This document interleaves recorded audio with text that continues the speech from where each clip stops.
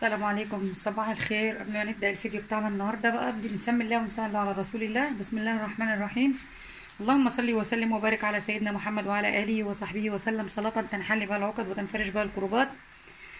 صباح الفل، صباح الهنا، صباح السعادة، صباح السرور، صباح اللؤلؤ المنصور على أحلى متابعين أم زياد وحبايب أم زياد في الدنيا.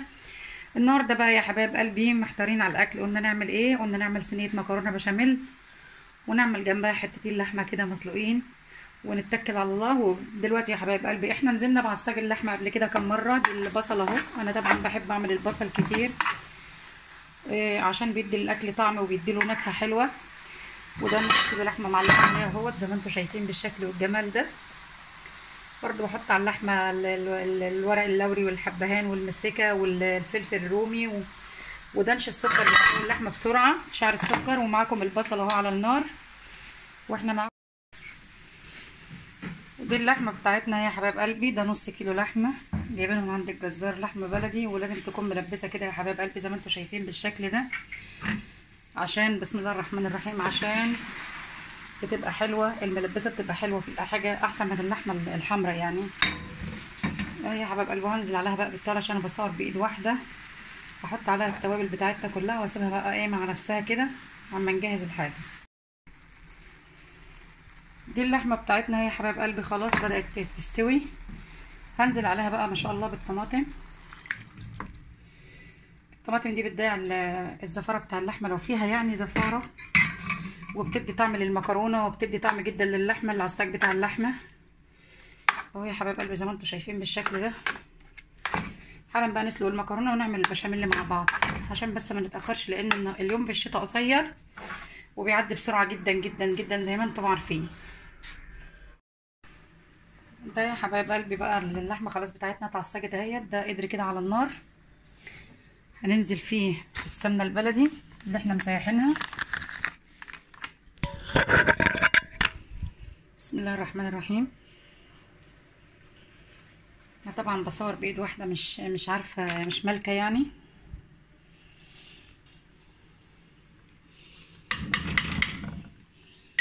هننزل بالسمنه البلدي بتاعتنا زي ما انتم شايفين كده. ده اخر البرطمان طبعا ان شاء الله نسيح تاني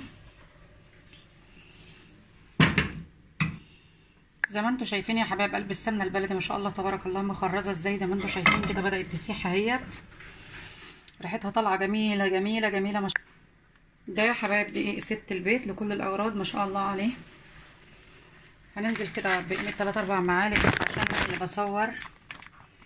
هننزل كده، ولادي بيحبوا البشاميل بتاع المكرونه كتير شويه. هننزل كده زي ما انتم شايفين. هنبدا بقى نقلب فيه بالشكل ده. هنبدا نقلب فيه، هنبدا نقلب في الدقيق لحد ما ياخد اللون الذهبي اللي انتوا عارفينه. نبدا ننزل عليه بالشوربه بتاعتنا والحليب. والحليب لازم يكون كامل الدسم، لبن اللي هو الجاموس مش بقري، لازم يكون كامل الدسم. هنبدا نقلب في الدقيق بالشكل ده عشان انا بس بصور بايد واحده مش مالكه. زي ما انتم شايفين يا حبايب قلبي ما شاء الله تبارك الله اهوت. حطينا حله على البوتاجاز اهيت زي ما انتم شايفين بالشكل ده. للمكرونه حطينا الحله عشان نسلق المكرونه. والمكرونه يا حبايب قلبي بتاع البشاميل بنسويها كويس قوي علشان ما تاخدش وقت، بتبقى مستويه زي ما انتم شايفين. قدر اهو حطيت الميه تغلي، انا جايباها من السخان برضو عشان ننجز وقت. زي ما انتم شايفين يا حبايب قلبي بالشكل ده. قرب ما الدقيق ياخد اللون الذهبي بنزل عليه بالشوربه بتاعي. والشوربه تكون الله عليها لو بتاعه بط بقى، بس احنا ما عندناش بط فهنعمل بشوربه اللحمه. وده القدر اهو حطيناه على النار زي ما قلت لكم عشان نعمل فيه المكرونه. ميه المكرونه اهي واحنا مع بعض اهو يا حبايب قلبي. دي اللحمه بتاعتنا اتعصجت واللحمه التانيه بتستوي خلاص قربت تخش في السوا ان شاء الله. اللهم صل وسلم وبارك على سيدنا محمد وعلى اله وصحبه وسلم اجمعين. زي ما انتم شايفين يا حبايب قلبي بالشكل وبالجمال ده. قرب الدقيق خالص خلاص اهوت ياخد اللون الذهبي. وعندي كيلو لبن كامل الدسم اهوت، لبن جاموس كامل الدسم جايبينه من ناس مضمونه يعني عارفين مصدره. وغليته زي ما انتم شايفين في اللبانه كده وسبته يبرد وبقوم بقى يا حبايب قلبي انزل عليه انزل على البشاميل. طبعا احنا عملناها كام مره، انزل عليه بس عشان انا مش هعرف لان انا اللي بصور. زي ما انتم شايفين بالشكل ده، هنزل عليه بالحليب يا حبايب قلبي وهرجع لكم تاني. زي ما انتم شايفين بالشكل والجمال ده اهو يا حبايب قلبي. حطيت الشوربه، احاول بقى اقلب بسرعه عشان ما يكتلش مني.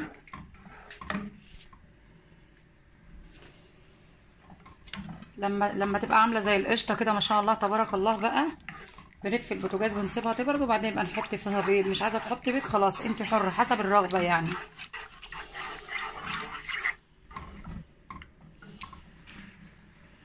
زي ما انتم شايفين بالشكل والجمال ده يا حبيب قلبي، ادي البشاميل بتاعي.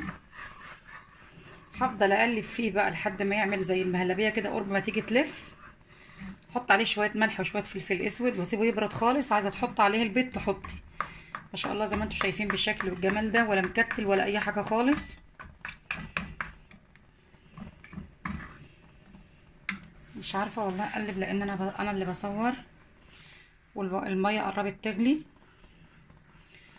وطبعا يا حبايب قلبي احنا قلنا كل ما نسمي الله ونصلي على رسول الله في اي حاجه ربنا بيطرح فيها البركه وبتبقى جميله جدا ما شاء الله تبارك الله.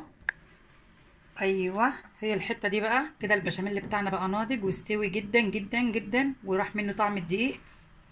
طعم الدقيق ايوه كده. طالما عامل كده زي المهلبيه يا حبايب قلبي نعرف على طول ان البشاميل بتاعنا استوى خلاص. بندفي عليه وننزله ونسيبه يبرد ونحط. طبعا يا حبايب قلبي دي المكرونه بتاعتنا. هي دي مكرونه ادم قدام جايبينها من التموين فرق العيش.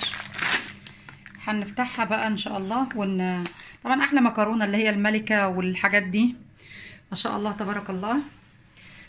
بس زي ما انتم شايفين بالشكل دي ادم هنجربها وان شاء الله هتطلع حلوه.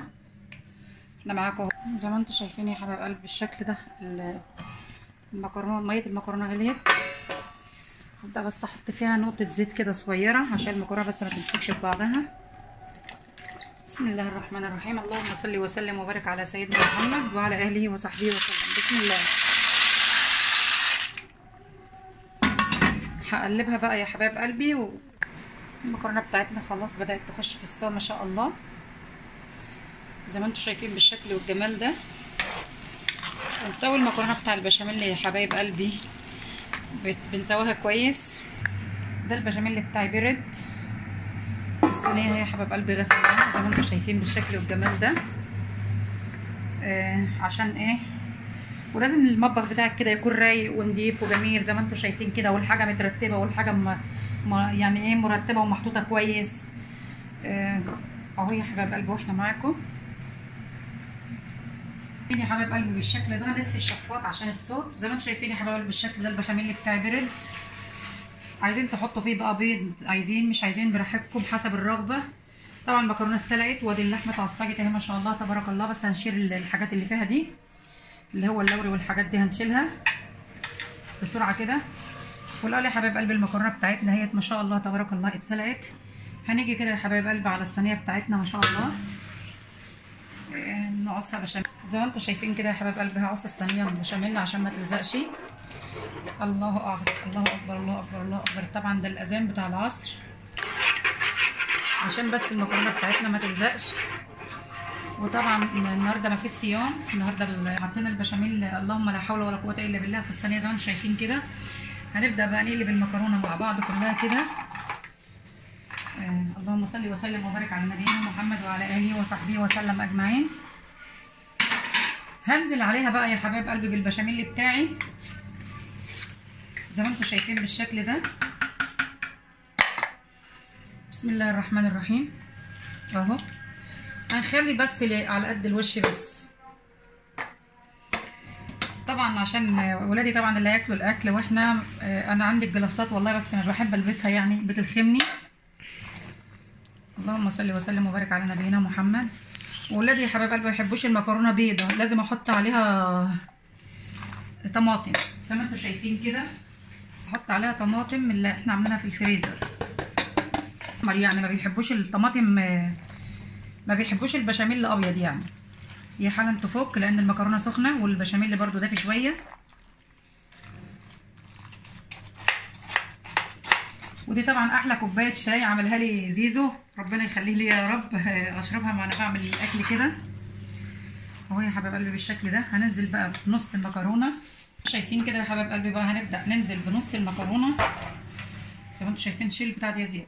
بسم الله الرحمن الرحيم. وطبعا انا عامله في الصينيه دي عشان واسعه، عشان اعرف اخد راحتي كويس.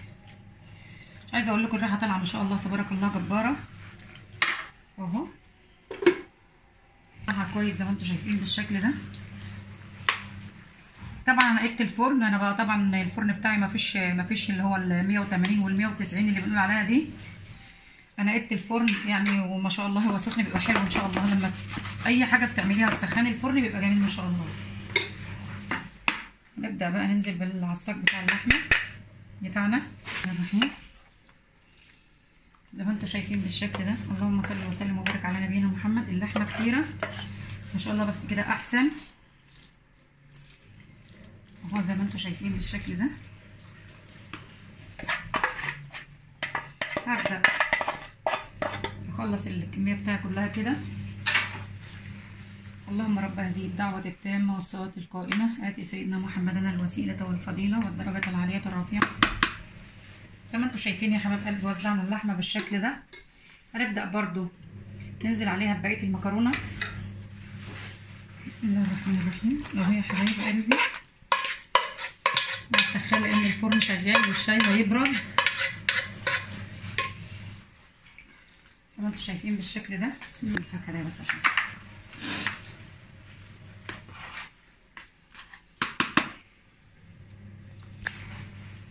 المكرونه شويه واللحم زي ما انتم شايفين يا حبايب قلبي بالشكل ده. هبدا بقى انزل عليها ما شاء الله تبارك الله بالبشاميل بتاعي زي ما انتم شايفين بالشكل ده.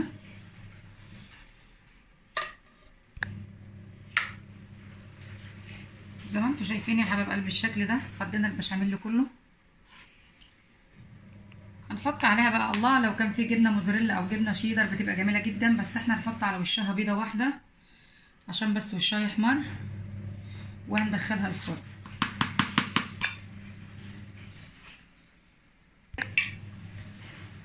ان شاء الله حطيت عليها نقطه فلفل، شعره فلفل اسود، وهنبدا نحطها كده. بسم الله الرحمن الرحيم. لو كان عندي يا حبايب قلبي جبنه، بس انا ما كانش عندي جبنه لاني ما عملتش حسابي جبنه شيدر او موزاريلا، كنا حطيناها عليها ما شاء الله كانت بقت زي البيتزا كده من فوق يعني. هنبدا بقى يا حبايب قلبي نمشي زي ما انتم شايفين يا حبايب قلبي. خلاص كده خلصت الصينيه اهوت. هدخلها الفرن زي ما انتم شايفين بالشكل والجمال ده. وطبعا احنا مع بعض هنشرب كوبايه الشاي دلوقتي يا حبايب قلبي. الدعاء بين الاذان والاقامه مستجاب. اللهم صل وسلم وبارك على نبينا محمد وعلى اله وصحبه وسلم اجمعين. ده يا حبايب قلبي الفرن اهو، حطينا فيه الصينيه. بسم الله الرحمن الرحيم. وهنقفل هنصلي العصر ونرجع لكم. حبايب قلبي زي ما انتم شايفين بالشكل الجميل ده. طلعنا المكرونه بتاعتنا من الفرن. الريحه طالعه ايه ما شاء الله تبارك الله. وطبعا بقى احنا هنحمر اللحمه ونعمل طبق السلطه. وكده وصلنا لنهايه الفيديو عشان ما نطولش عليكم.